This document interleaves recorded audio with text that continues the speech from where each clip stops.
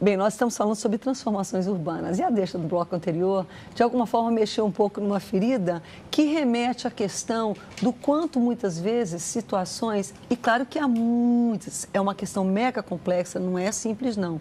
E uma das grandes, eu não vou nem mexer nisso, mas um dos grandes dramas do Brasil, por exemplo, é a corrupção. Há recurso destinado, há um plano, há um projeto, há um planejamento, a terra, o local está alocado para aquilo, mas até que seja executado, muitas vezes, embora que vá ajudar, já nem atende completamente. Mas a gente vê também um dos dramas, que é a questão de haver planejamento, haver o recurso e às vezes não ser executado, porque simplesmente a falta de senso do interesse comum, né, de todos, da forma que... E como é que isso se traduz? Não necessariamente embargando uma obra, mas até como você convive. Se você coloca o teu lixo onde devia colocar, ou se despeja em qualquer lugar e taca fogo, é longe da minha casa, não vai fazer fumaça para mim, mas vai fazer para o seu vizinho. Então, a gente vê que em áreas ainda onde a ocupação é desordenada, por exemplo, essas questões ainda elas são completamente pertinentes. Eu creio que em muitos lugares do Brasil nos falta, eu creio, né, é um trabalho a ser um desafio. Existe um ordenamento, e isso é interessante. Ordem depende daquele que determina a ordem. Então, o que acontece? Essas comunidades, sejam as ribeirinhas, sejam as favelas, seja a periferia, elas têm uma ordem, mas acaba criando uma ordem dentro do seu caos, dentro da sua própria coletividade, em que muitas vezes o limite do seu interesse é a sua própria sobrevivência. E aí desmontar essa ordem com a ideia de que o governo vai trazer o bem comum, quando no normal você só observa o governo com a chegada, muitas vezes, ou da força, ou do comando, daquilo que me retira, para essas comunidades é quase impossível.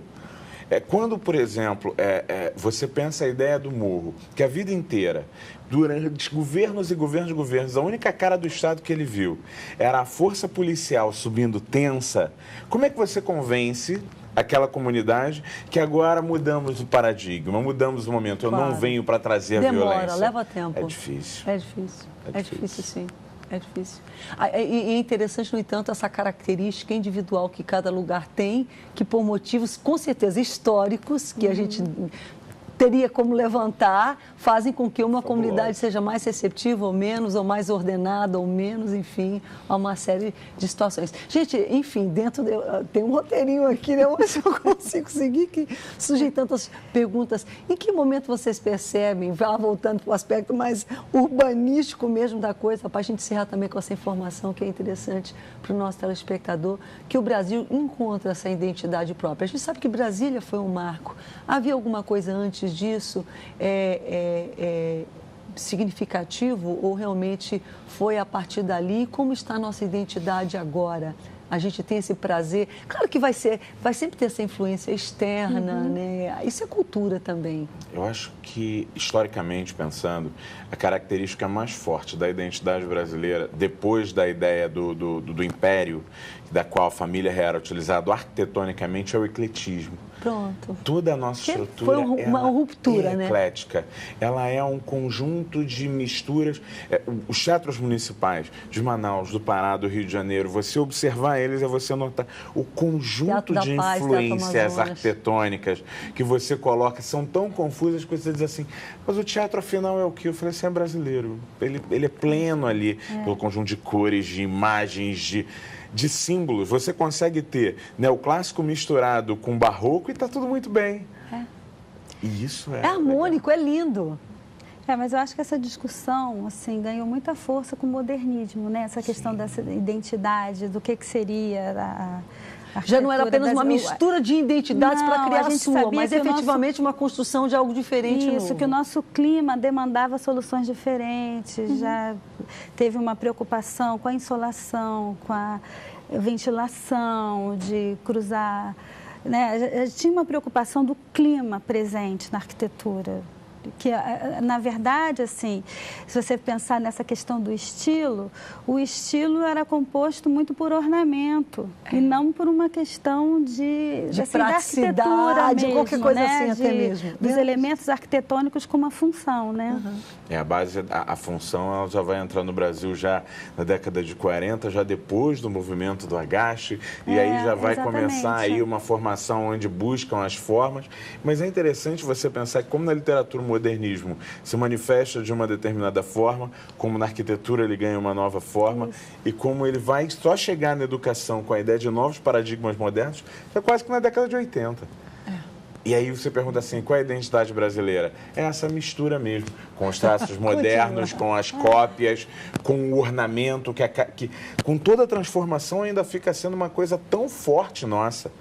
Com as cores clean em um lugar, com as cores vivas em outro lugar, de acordo com o gosto da...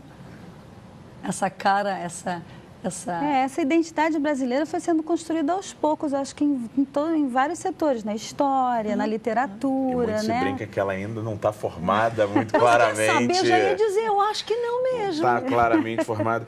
Durante muito tempo tentaram convencer o Brasil inteiro que o ideal de ser brasileiro era carioca. E aí, a partir das transformações disso, os ideais Mas, do meu irmão, há próprio redes de televisão que estão ainda com todo o afinco tentando fazer isso. Isso não é normal, não estão tentando, não. Ainda estão hoje, eu tenho a impressão. Sim, é verdade, sem dúvida nenhuma.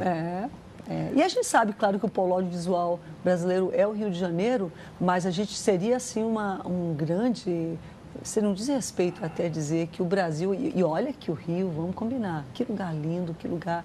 Com riqueza, com um povo simpático e tudo. E eu acho que eles são uma boa amostragem do que o Brasil é.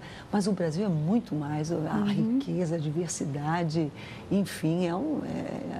Então, reduzir seria extremamente fragilizador.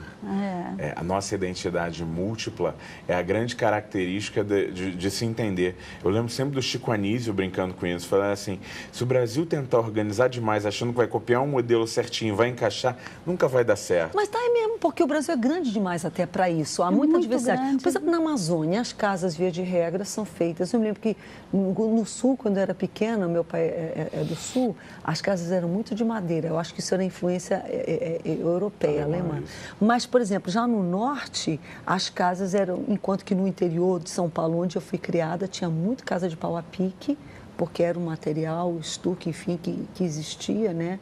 E já no norte, toda aquela madeira, obviamente, mas a casa de madeira, ela é muito benéfica, porque a casa de cimento, ela esquenta muito, daí quando chega à noite, ela permanece quente, e a casa de madeira não, ela esfria, quer dizer, ela se adapta bem àquele clima. Né? Eu acho que você, então, querer impor, copiar, digamos, por status, eu acho que parte, de repente, da modernidade, uma das vantagens é deixar de lado, ou a gente ainda quer muito aparecer, quer muito provar, tá entendendo? Em vez de ir pelo conforto, como é que é isso? Já não estou nem falando de urbanismo, estou falando do indivíduo já, meu. Verdade. Mas no urbanismo tem um sinal disso que eu acho legal, eu acho que você pode até me ajudar a pensar sobre isso, que são o modelo que os anos 2000, em especial, trouxeram dos grandes prédios espelhados. Eles têm muito pouco sentido prático, mas eles têm um símbolo de novo, que às vezes aquilo ali acaba se manifestando e você vai pensar assim... hoje, por exemplo, no bairro do subúrbio do Rio de Janeiro, como o Mer, você vai ver boa parte dos prédios clássicos em um prédio inteiramente envidraçado, sem nenhum sentido. Mas a ideia de você criar uma coisa, não, somos o novo, somos o clean, é problemático. Eu acho até que tem a questão da tecnologia também, porque você vê construir um prédio desse é muito rápido. Que eles vão com umas placas, revestem aquilo tudo, fica uma cara de moderno, como você falou, e muito rapidamente. Mas demanda também muita energia, tem que ser climatizado, exatamente, uma série de as janelas não abrem, reflete, né? Sim. O sol reflete, então acho que a gente vai ter problemas futuramente, provavelmente, né? Se você tiver uma cidade feita você achava que esse tema não ia dar nada, nem um pingo de pano para as mangas. Quanto isso tudo está no nosso cotidiano, o quanto isso nos afeta, como a gente se locomove, como a gente se transporta. Eu acho que é um negócio bem... A gente não atenta muito para algo que nos influencia e está ali presente no nosso dia a dia o tempo todo. A gente vai ao intervalo, mas eu gostaria de voltar, terminando esse programa, de uma forma gostosa.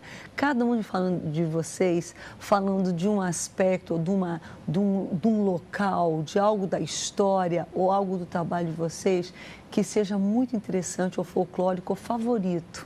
para vocês. É uma forma gostosa, eu creio, da gente terminar o programa. A gente volta já.